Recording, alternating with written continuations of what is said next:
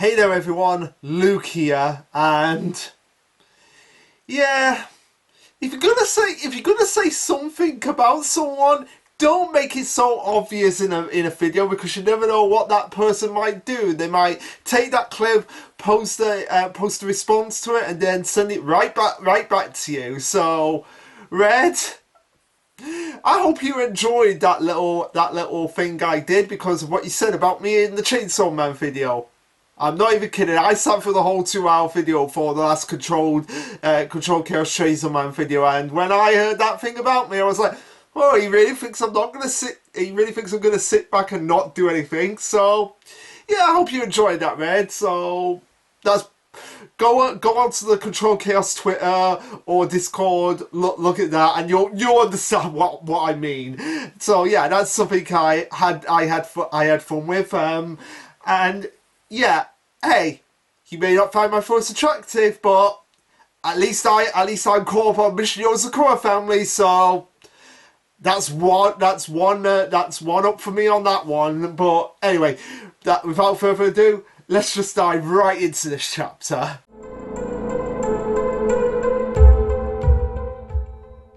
Okay, so this be chapter what?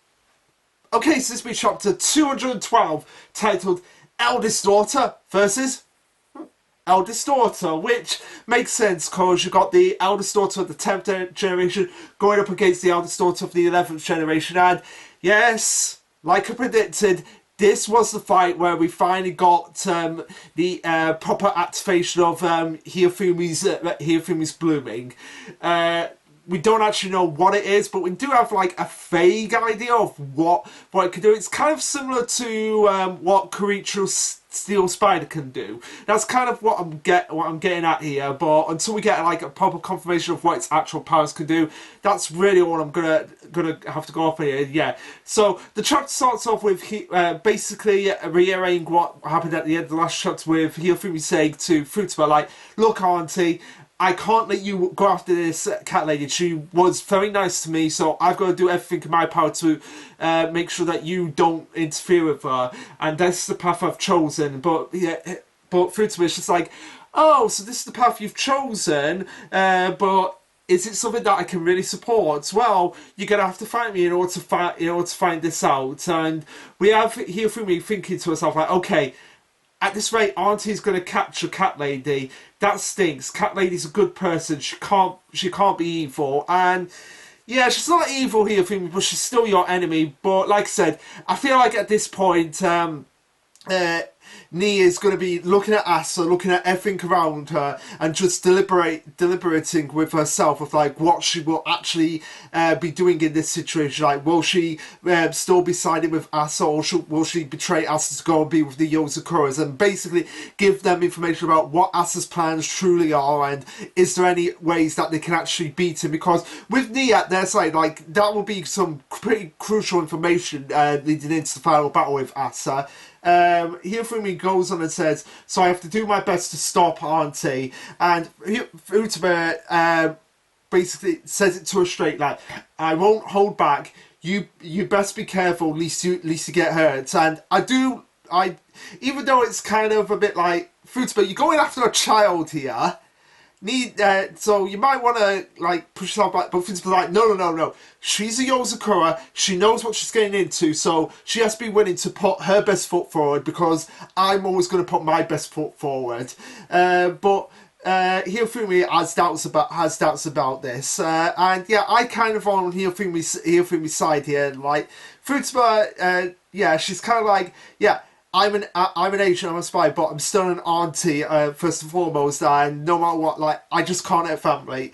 And really at this point, is that you could Futaba doesn't even have to go all out here. Like, she could just calm down here for me if she really want right to. But I feel like, no, she's using this as like one of the main tests of like, okay, yeah, we need to be properly testing these two. We can't hold back in any way, because As is going to be an opponent that is going to have so many tricks up his sleeve that we won't know what's coming left, right, and centre half the time. So we have to all be prepared and all be at our 100%, including Alpha and Hifumi. So we have Futaba powering up her techniques, and Hifumi is like instantly recognizing, like, oh, okay, I know where this is going here. This is that funny airball again that she did as the test to get me to actually come to the lab in the first place, and I know what the move looks like. Whenever she makes one, she has to need the air first. For a quick second, I can see the two swells that get stuck together to make the ball. If I swing my yo-yo strings just right through both swells really quickly, I can make the ball mine. So we're finally getting to see some other techniques other than just the basic, like, I'm going to attack with my yo-yo, I'm gonna put up defense with my yo-yo. We're actually seeing, like, okay, so I can actually use my yo-yo to actually take over attacks, which is a really impressive ability. And it begs the question, like, are there any limits to that technique, or could she actually make any non-projectile, or couldn't she use like projectiles? Couldn't she like make the projectiles her own in the same way that Kuricho can do that with his steel spider? Like remember the time at the beginning of the series where he literally was just, oh, there was a missile coming towards us. Oh no, man, I'll just use steel spider, grab a hold of it, get on top of the missile, and just go and just send it right back at the enemy. Like, I'm pretty sure Hifumi could do that, because her yo-yo, the strings are made from steel spider. I'm pretty sure, like 99% sure, that was confirmed. And yeah, I don't see why that wouldn't be a case. Like, she could use it for not only Futaba's projectiles, like here, like the ones that don't have any like man-made structure behind it, but basically other attacks from other opponents that are more like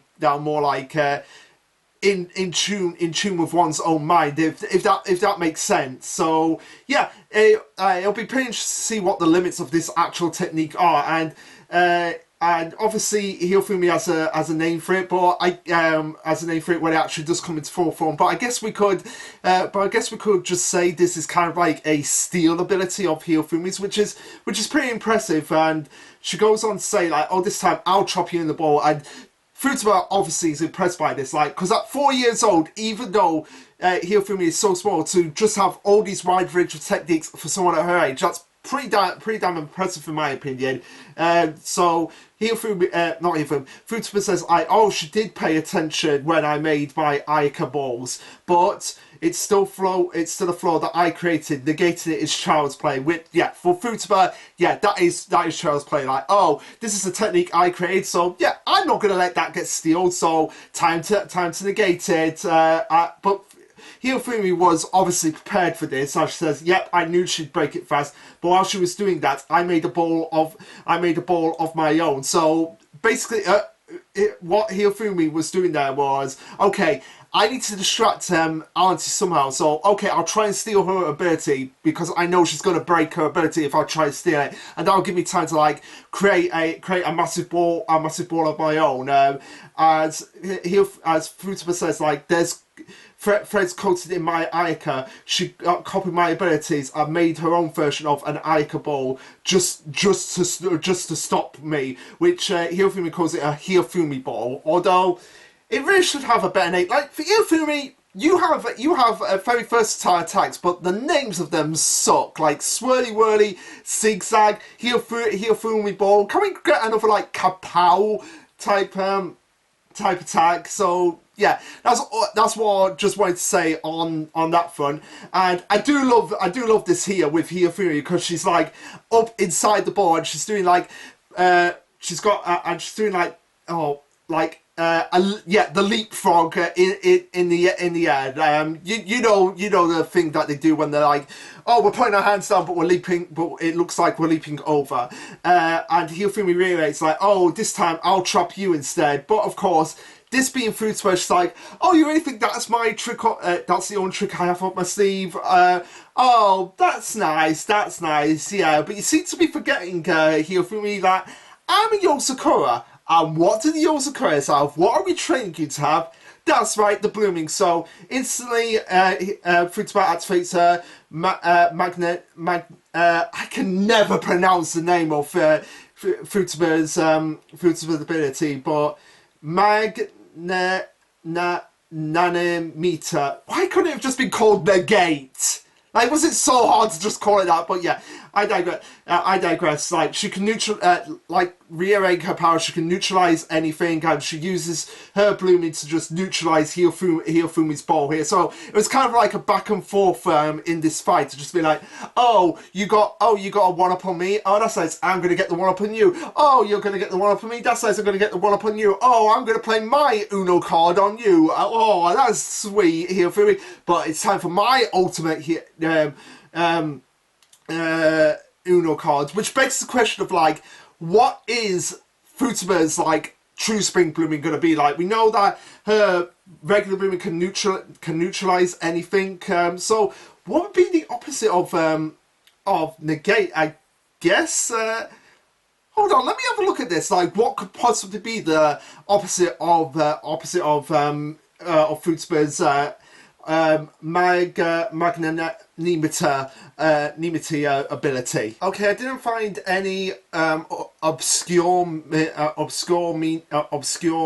opposites for neutralizing anything. The only thing that I did find was like the basic ones of like activation or triggering. So I feel like if that's the case, like her ability, like she could neutralize something, but since she's come in contact with that ability, she can trigger it to work for her. I feel like that would work for Fruitsburg's True Spring Blooming of like neutralizing something, but then being able to trigger it whenever, wherever, and and against whoever she wanted to. I feel like that would be the most appropriate thing for her, because we do get a little bit of a hint in this chapter of that being potentially the case.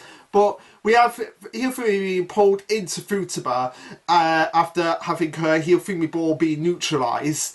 And Futaba saying, like, you've put up a really good fight there. You've grown a lot. I understand that you have thoughts about this, but we do too. And there are some things we won't back down on. I'm sorry. As we see Futaba plopping Hiyofumi in an Ayaka ball. So that's kind of similar to what I said, like, oh, she took Hiyofumi's ball and now she's kind of using it against her in the form of her Ayaka ball and saying, you can't break my Ayaka balls from the inside, so just stay there and wait for me. So I feel like that's kind of thing that I'm going for here with Fruitsburg's True Spring, really getting a hint of it that yeah, she's neutralized it, but now she can use the Hiyofumi ball against the user itself, which is still a pretty scary ability itself, that she could just touch someone, neutralize their ability, but now she has the power to use it with her True Spring blooming. I feel like that would be the most appropriate thing for Fruitsburg.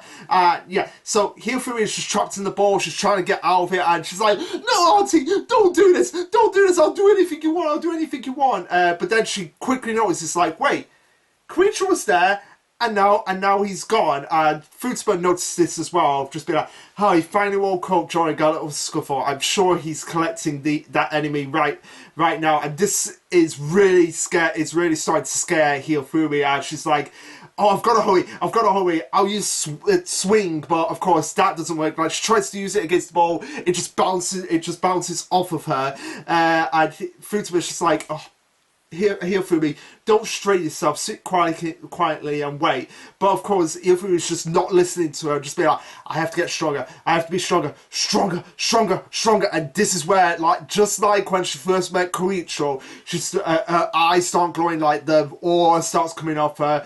Futaba is sensing this as well, like, oh my god, this is it. It's actually happening. This is actually happening, and we see just like the power just surging from her, and now we start to see Hiyofumi's eyes glowing, and yeah, the blooming is coming. definitely is starting to come out here as she throws her yo-yo into the air, and it just completely negates the Ayaka ball. Something that I don't think even Fruitable actually anticipated. Now, what could her blooming be? Like, it's made pretty clear in the chapter that this is the blooming. My theory is like it's something like what I said before. Like maybe her ability is called control. Like anything she demands in her mind. Like I have to get stronger. I have to get stronger. Because you see her saying, I have to be stronger, stronger, stronger, stronger. And as soon as she says that, her blooming activates and she's strong enough to break out of the Ayaka ball. So maybe that is what her blooming is. Like, it's control. Like, anything she thinks about or demands to happen, it's going to happen. Like what she said with Kuricha when he was like, you are going to release Popper right now and put him down. Kuricha's like, okay. So, control, like, because that seems to fit Hiyofumi's character. Like, she likes to be in control of the situation, likes to be like, I'm the boss here, I'm going to control everything with my yo-yo, with my Steel Spider yo-yo, and anybody who disobeys me, like, yeah, that's not going to happen, and I like things to go my way, so I want to be in control of them so that they do go my way. So I feel like that's the case of, like, anything she